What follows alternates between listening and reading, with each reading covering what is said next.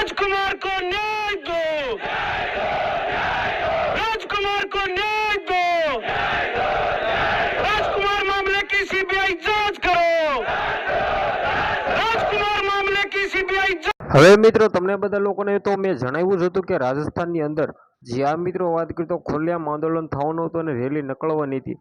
જે આ મિત્રો વાત કરી તો સૌથી મોટી બેઠક થાય છે અને ખુલ્લેઆમ મિત્રો વાત કરી તો નારા પણ લગાવવામાં આવ્યા છે।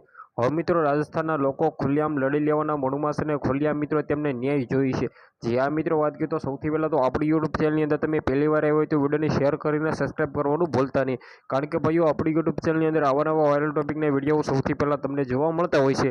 હવે મિત્રો તમને લોકોને ખબર છે કે ગણેશભાઈ ગોંડલ અને મિત્રો જયરાજભાઈ જાડેજા ઉપર મિત્રો વાત કરી તો હત્યાના આરોપ નાખી રહ્યા છે ખુલ્લેઆમ રાજસ્થાનના લોકો।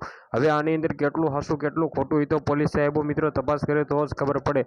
જે આ મિત્રો વાત કરી તો ખુલ્લેઆમ મિત્રો એક ડ્રાઈવરને તો ભાઈ ધરપકડ કરી લેવામાં આવી હતી અને ડ્રાઈવરે કબૂલાત પણ કરી લીધી હતી કે ભાઈ મારે તે એક્સિડન્ટ થયું છે, છતાંય મિત્રો વાત કરી તો રાજસ્થાનથી અત્યારે લોકો ખુલ્લેઆમ લડી લેવાના મૂડમાં છે અને તે મિત્રો વાત કરી તો એવું કહે છે કે આની અંદર પોલીસ સાહેબો વધારે તપાસ કરો અને મિત્રો વાત કરી તો ખુલ્લેઆમ ભાઈ અમને ન્યાય અપાવો, અમારી સાથે જે થયું છે અમારા યુવક જે રાજકુમાર જાટ છે તેમની સાથે જે થયું છે એ બિલકુલ ખોટું થયું છે અને ખુલ્લેઆમ હત્યાના આરોપો નાખવામાં આવ્યા છે।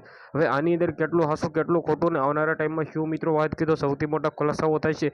જે આ મિત્રો વાત કરી તો આવનારા ટાઈમમાં આપણને બધી જાણકારીઓ મળવાની છે। સાથે મિત્રો આપણી યુટ્યુબ ચેનલની અંદર તમે પહેલી વાર આવ્યો હોય તો વિડીયોને શેર કરીને સબસ્ક્રાઈબ કરી લેજો, જેથી આવનારા ટાઈમમાં જે પણ અપડેટો આવે એ સૌથી પહેલાં તમારા સમક્ષ જોવા મળતા હોય છે। સાથે બેલ આઇકન નોટિફિકેશન છે તેના પર ઓલ ઉપર સિલેક્ટ કરી લેજો, જેથી મિત્રો વાત કરીએ તો સૌથી પહેલાં મારો વિડીયો તમારા ઉપર સ્ક્રીન ઉપર જોવા મળી જાય। તો વિડીયોને શેર કરીને સબસ્ક્રાઈબ કરવાનું ભૂલવાનું નથી। આજના વિડીયોમાંથી આટલી જ માહિતી આપણે એક નવો વિડીયો મળીએ।